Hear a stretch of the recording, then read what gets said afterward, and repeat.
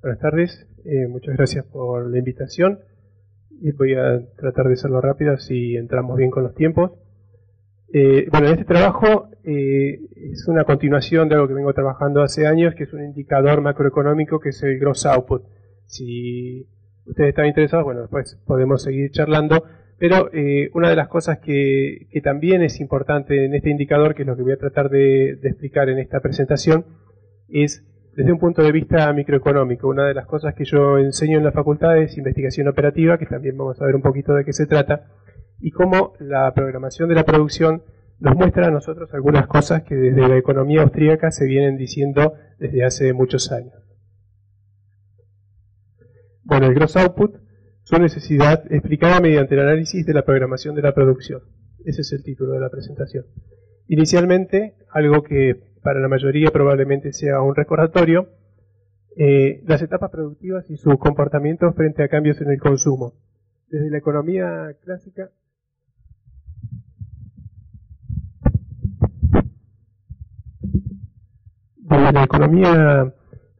neoclásica y el mainstream, dentro de lo que estudiamos o estamos en una facultad de ciencias económicas, lo que solemos ver y que son los indicadores que nosotros también miramos, es el PBI en general como un todo. Y esto es consecuencia de un concepto que es básicamente keynesiano, que es que los bienes de consumo y los bienes de inversión avanzan armónicamente. Es decir, cuando crece el consumo, lo que uno tiende a suponer o a sugerir o a decir es que la inversión va a crecer en la misma proporción.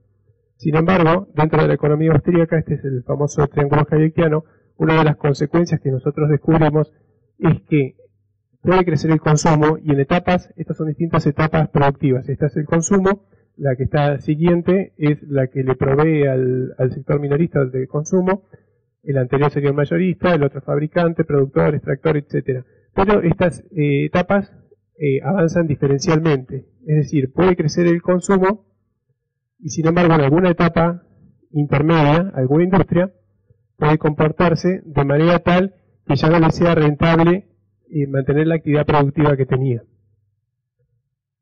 Ahora un poquito de lo que es la investigación operativa, son herramientas, yo lo voy a poner, está en inglés, pero voy a explicar un poquito de qué se trata. Esto es la Operational Research Society, es una organización, fue fundada en 1948 en Inglaterra, yo soy miembro de esta sociedad. Una de las cosas que nosotros tratamos de mostrar es utilizar herramientas que nacieron a partir desde la Primera Guerra Mundial para prevenir ataques con modelos matemáticos. Esto realmente ha sido muy efectivo desde el punto de vista de, bueno, por ejemplo, en la Primera Guerra Mundial, estos desarrollos disminuyeron muchísimo los ataques a los buques. También se siguió avanzando, hubo previsiones matemáticas de un ataque a Inglaterra, esto nació en Inglaterra, cómo podría ser de impactante, y con modelos matemáticos, una de las cosas que primero se previó era que Alemania tenía una posibilidad, por ejemplo, de destruir gran parte de Inglaterra con un solo ataque. Ahora, ¿cómo se iba a prevenir eso? Uno de los desarrollos que estaban en ese momento era, ¿cómo decirlo? Las ondas electromagnéticas y la forma de preverlo, que después fue el radar. Pero la idea original era tratar de crear un arma ultrasónica o alguna de ese estilo que permitiera destruir a los bombarderos. Pero lo que los científicos descubrieron fue que el radar, que con esto podían prevenir con mucha anticipación la venida de estos ataques. Entonces, utilizando esta nueva herramienta y los modelos matemáticos que se estaban desarrollando dentro de la investigación operativa, permitió que esta herramienta fuera muchísimo más útil en términos de guerra. Por eso son investigaciones militares o de operaciones militares. De ahí quedó investigación operativa. Esta rama, que son un montón de herramientas matemáticas, lo que ha permitido es ser utilizado en medicina, en negocios se utiliza mucho, en la actividad económica. para prevenir o también para prever, por ejemplo, ustedes cuando van a tomar un avión, esta herramienta se está utilizando para decidir los precios, para decidir las ventas anticipadas. También, bueno, en las grandes empresas, por supuesto, esto se utiliza muchísimo. Ahora, lo que nosotros vamos a ver en nuestra presentación va a ser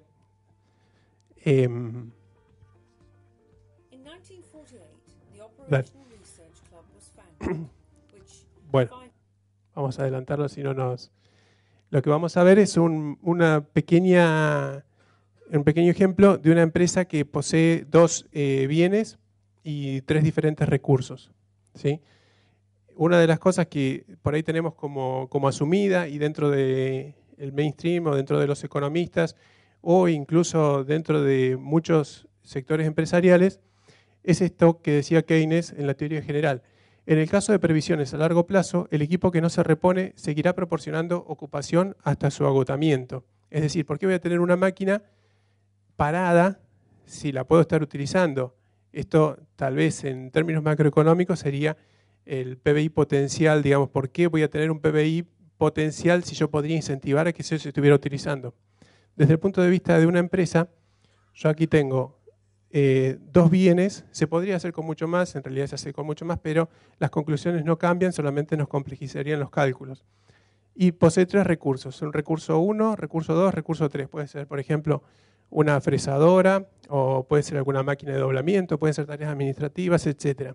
Pero cada uno, y esta es una gran diferencia que tiene la escuela austríaca cuando mira el capital de la otra economía, que son tal vez más keynesiana, es que nosotros diferenciamos que el capital es heterogéneo y que no es una cosa plástica que puede cambiarse de un uso a otro inmediatamente. Entonces aquí tenemos recursos que tienen por unidad de tiempo, solamente puedo utilizar del recurso 1 510 horas, del recurso 2 360 y del recurso 3 140. Estos son números para un ejemplo. Bueno, acá está la representación para poder modelizarlo.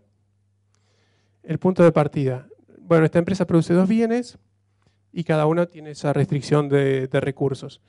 Para cada bien, los beneficios, esto es la diferencia, ¿no?, entre lo que el precio de venta y todos los costos asociados, son de 15 y para el bien Y es de 20.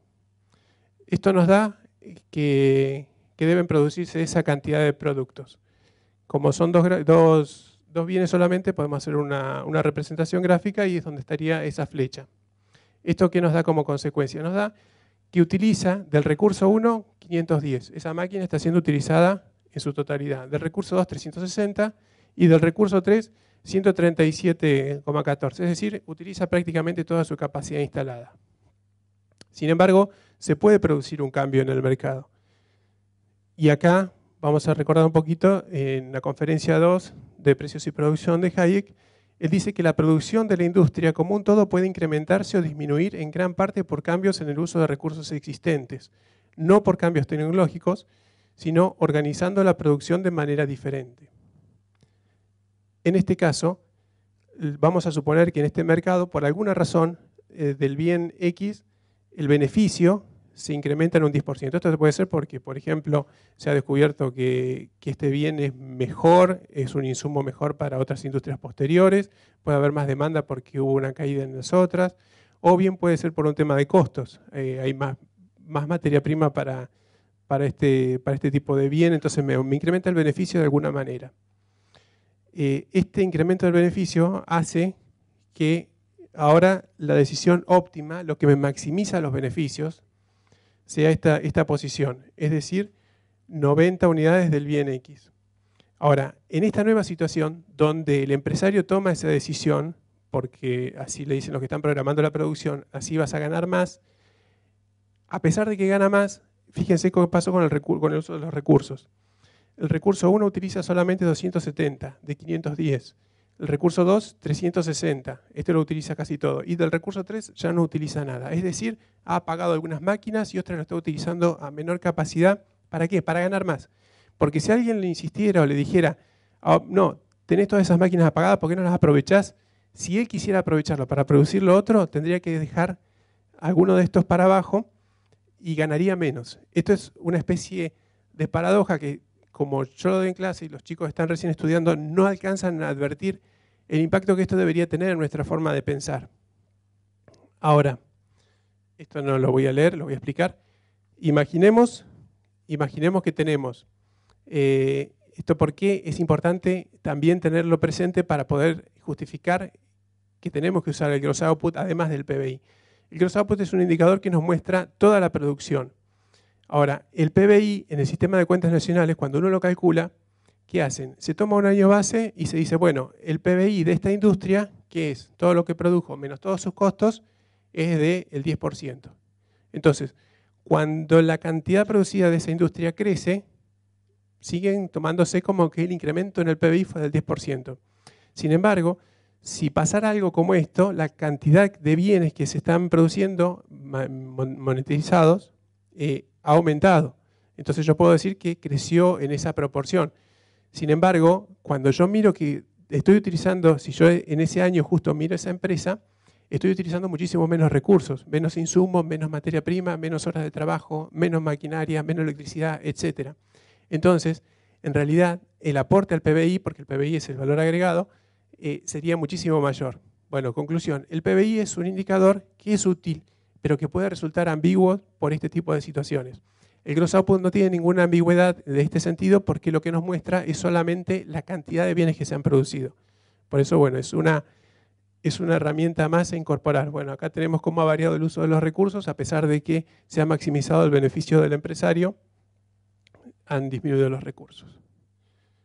Las conclusiones, no las voy a leer, es lo que acabo de decir. Y bueno, muchas gracias.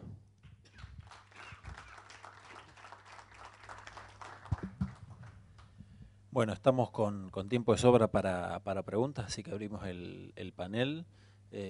Los chicos van a estar pasando el micrófono. No sé si alguno ya quiere sumarse directamente.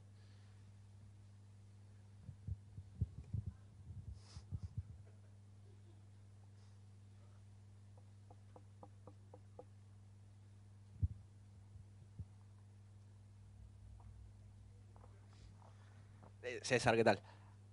Pregunta desde mi profunda ignorancia, ¿eh? Sí. A ver si... El PBI tiene cada vez más complicaciones para medir lo que es servicios. El gross output captura servicios, por ejemplo, si yo hablo con Skype con alguien, ¿de alguna manera puede capturar ese valor? Bueno, lo debería capturar. O sea, obviamente que todo esto depende de cómo son los sistemas de cuentas nacionales que vos lo estás utilizando y el equipo de estadística que lo está midiendo. Es decir, todo lo que no fue registrado no lo vamos a poder capturar. Si vos estás utilizando más servicio de Skype, no lo vas a capturar ahora. El asunto, la diferencia con el PBI es que efectivamente el PBI no me está midiendo solamente el valor agregado de una determinada actividad, de los servicios. Los servicios son un sector muy importante dentro de las sociedades actuales. Es decir, el gross output lo que te va a medir a vos dentro de los servicios es todo lo que ese servicio consumió para poder ser brindado. Ojo, que por ahí, a veces en el PBI, que está muy buena la pregunta, por ejemplo, nosotros tenemos un servicio que es WhatsApp, ¿no? Es un servicio de comunicación. Ahora, ¿cuánto es el PBI de WhatsApp? 0. Porque no aporta valor, o sea, no hay un valor agregado dentro de la producción de WhatsApp. Por ejemplo, si yo lo midiera estadísticamente, como nos dice el sistema de cuentas nacionales, WhatsApp no existe. O es negativo incluso, porque a mí me cuesta. Ahora, si yo tomara el gross output, que sería en este caso todos los costos que implican llevar esa industria a funcionar, o Amazon también te puede dar un PBI muy bajo o incluso 0, creo. Ahora, si yo utilizara este indicador, yo también podría mostrar cuánto está haciendo WhatsApp por todos nosotros. No sé si responde. Siguiente pregunta.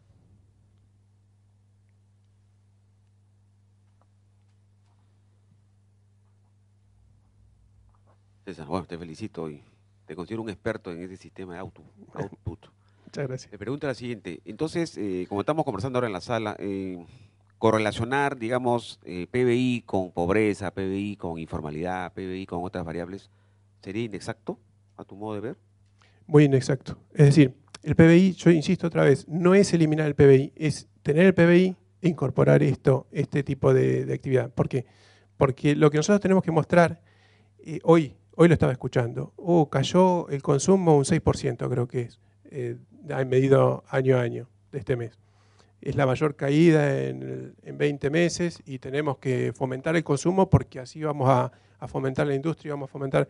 No, es un error porque yo también tendría que estar mirando algo más. Lo que tiene de importante el consumo dentro del PBI es que es el factor más importante. Ahora, si yo utilizo un indicador más que es el gross output, lo que tiene de peso el consumo dentro del gross output es apenas un 30%. Ahora, ¿qué me va a mostrar aparte del gross output? Me va a mostrar, por ejemplo, el caso que recién vimos de WhatsApp o de muchas otras industrias que están naciendo o que se está investigando o que están en el mercado, pero que no generan valor agregado.